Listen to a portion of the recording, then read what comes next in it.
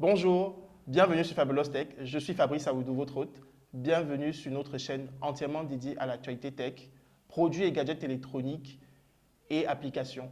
Et nous allons tout faire pour vous aider à faire des achats beaucoup plus éclairés dans le but de vous éviter les plunges Jumbo Léo Cartier. A tout de suite.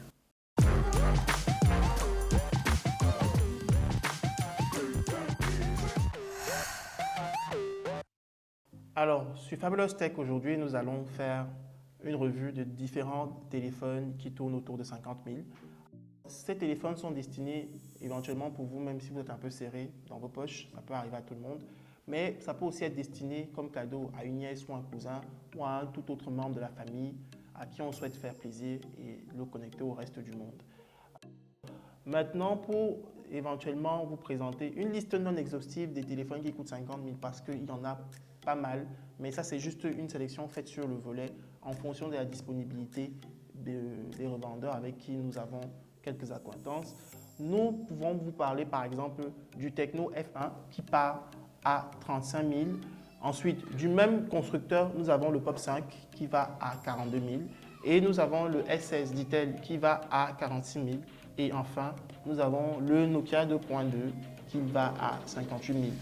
Alors, que l'on ait un peu plus de 50 000 ou que l'on soit très serré dans son budget, normalement aujourd'hui, on devrait avoir un moyen d'avoir un téléphone Android, tout en gardant à l'esprit qu'un téléphone qui coûte 50 000, c'est un téléphone qui a dû normalement subir des compromis pour que vous puissiez l'avoir dans votre poche. Parce qu'un téléphone qui coûte 50 000, c'est éventuellement un téléphone qui va être construit avec des matériaux probablement de moindre qualité, qui va éventuellement utiliser des processeurs moins performants, des RAM, des mémoires moins performantes, ou alors utiliser des technologies de connexion beaucoup moins élaborées, ou alors simplement un appareil photo de moindre qualité, comme vous le verrez dans les vidéos de démonstration qui ont été faites avec chacun de ces téléphones. Nous commencerons par le Tecno F1. Sur le papier, ce téléphone est vendu à 35 000 et il est pourvu d'un écran 5 pouces et d'une résolution de 854 par 480. Donc c'est un téléphone qui a une taille et une résolution tout à fait convenable vu le prix. Il a 1 Go de RAM et 8 Go de mémoire interne. Il est conseillé d'utiliser ce téléphone avec une mémoire externe pour ne pas être embarrassé par l'usage qu'on pourrait en faire, notamment des photos ou des vidéos qui pourraient rapidement remplir les médias et mettre votre téléphone en difficulté.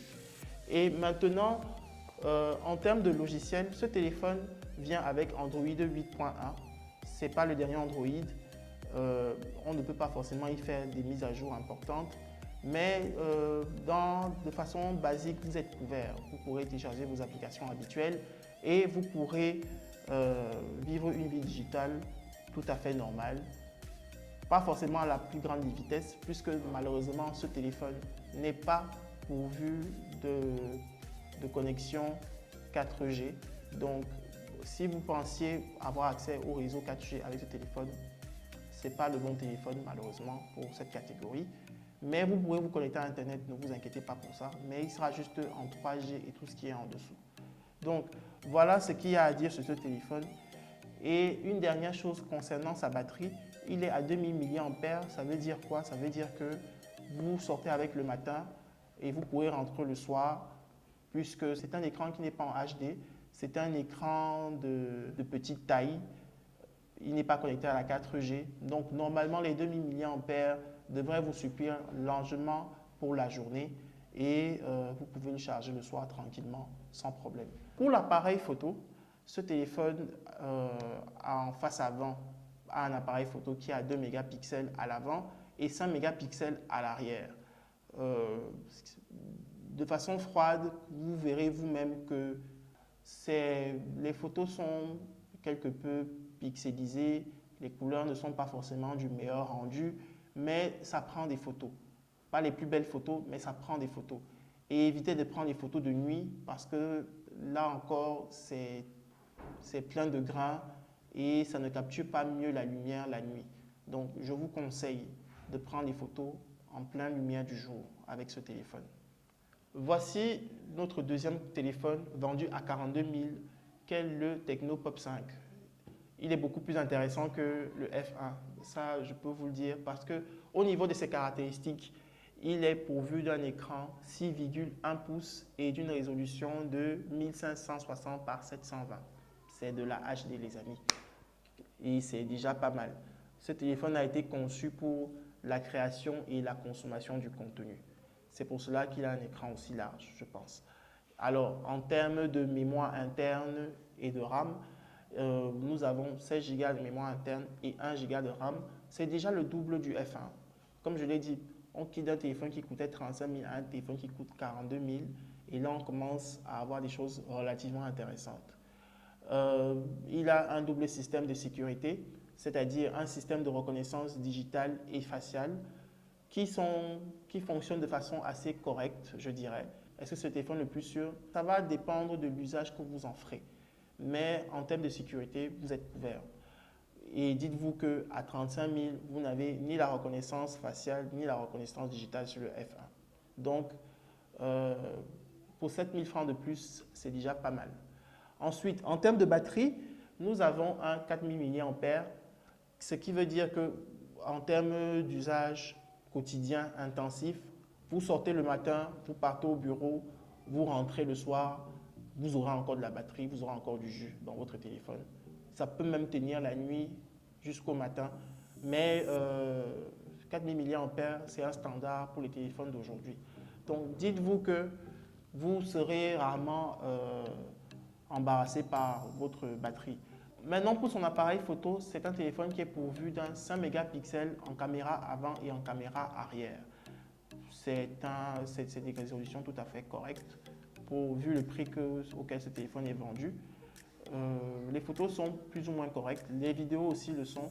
Nous conseillons des photos et des vidéos en plein jour ou si vous le faites le soir sur un environnement relativement bien éclairé pour tirer le meilleur profit des capteurs que ce téléphone peut offrir via son appareil photo.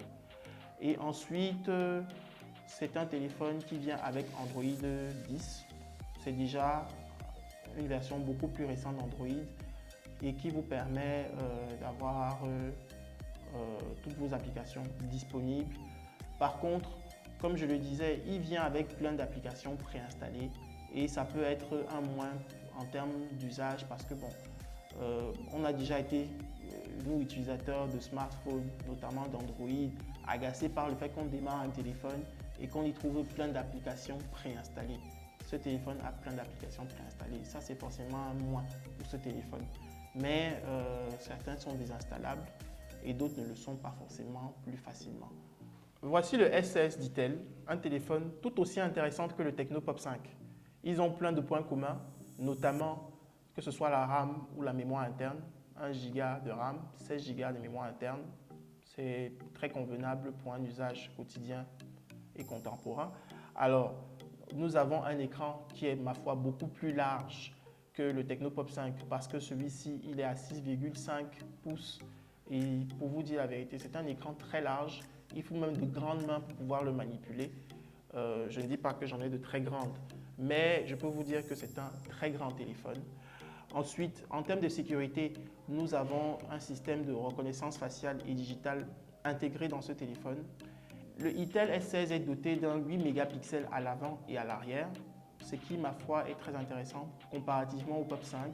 Ça veut dire qu'on a potentiellement des photos qui peuvent être plus riches en densité et en texture via ce modèle-ci.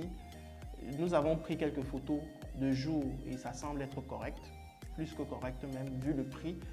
Par contre, les photos de nuit, si on est sous-éclairé, les photos peuvent générer pas mal de grains et vous n'allez pas avoir les plus belles photos de nuit dans vos stories ou dans vos différents snaps ou Instagram. Mais c'est un bon téléphone et pour cause, il vient aussi avec Android 10. Donc, vous pouvez avoir vos dernières versions d'applications tout à fait normalement, sans problème.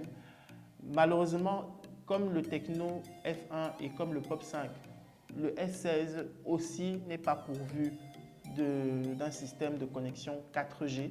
Donc, ça veut dire que si vous recherchez un téléphone qui peut se connecter à la 4G des différents opérateurs, ce n'est pas encore le bon modèle pour cette catégorie. Dites-vous que c'est un téléphone qui est vendu à 46 000 et forcément, on fait des compromis ici et là.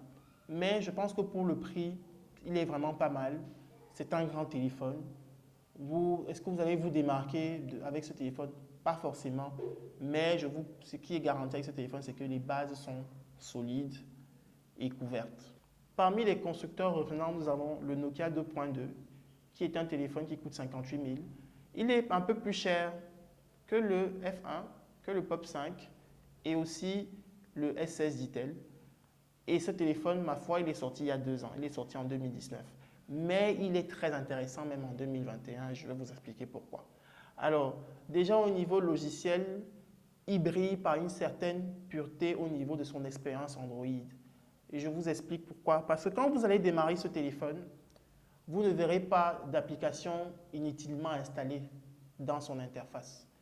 C'est une des expériences Android les plus pures que j'ai éprouvées jusqu'ici. Je pense qu'il flirte très sensiblement avec les Google Pixel qui sont des expériences Android telles que pensées par Google. Donc, ne vous inquiétez pas à ce niveau-là, vous n'avez pas de bloatware installé dans votre téléphone. Maintenant, au niveau de son écran, c'est un 5,7 pouces. C'est un écran plus petit, c'est vrai, mais il convient aux gens qui peuvent avoir de petites mains ou des mains de taille moyenne. Et il a la même résolution que le Technopop 5, c'est-à-dire 1560 par 720. Ça veut dire que comme c'est un écran plus petit et qui a plus de densité, donc potentiellement ce Nokia a un meilleur écran que les 3 autres téléphones que nous venons de voir. Au niveau de sa photographie, c'est un téléphone qui est tout aussi intéressant parce que en face avant, au niveau de sa caméra selfie, il fait du 5 mégapixels, mais en face arrière, il fait du 13 mégapixels. Donc, il est déjà beaucoup plus riche. Pour un téléphone sorti il y a 2 ans, rendez-vous compte, il est déjà potentiellement plus riche que le S16 d'Itel ou le Technopop 5. Je ne veux même pas mettre le F1 dans cette catégorie parce qu'il est hors course depuis un moment déjà, si vous vous rendez bien compte. Et maintenant, concernant sa batterie, c'est vrai que maintenant, c'est là où il pêche un peu parce qu'on est dans du 3000 mAh comparativement aux 4000 mAh. Mais c'est un téléphone plus petit, il est beaucoup moins gourmand potentiellement. Même comme, contrairement maintenant, et ça c'est un plus, il est pourvu d'un système qui lui permet de se connecter au réseau 4G LTE de nos différents opérateurs. Donc, la 4G est disponible sur ce téléphone. Ça, c'est déjà un plus que aucun des 3 autres téléphones que nous venons de voir n'offre à ce jour. Ensuite, il est pourvu d'un système de reconnaissance faciale, mais il est dépourvu d'un système d'empreinte. C'est commun dans ces téléphones sortis il y a 2 ans qui n'étaient pas forcément pourvus d'un système de reconnaissance digitale. Et dites-vous quand même qu'on est dans l'entrée de gamme de Nokia dans cette catégorie.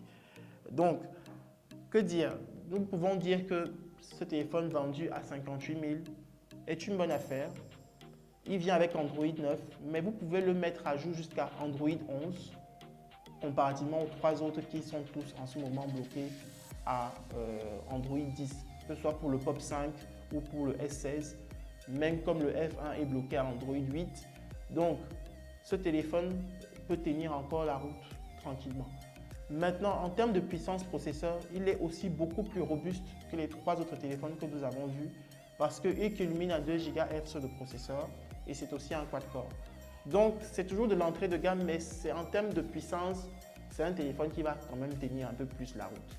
Et dites-vous que c'est un téléphone qui est sorti il y a un moment.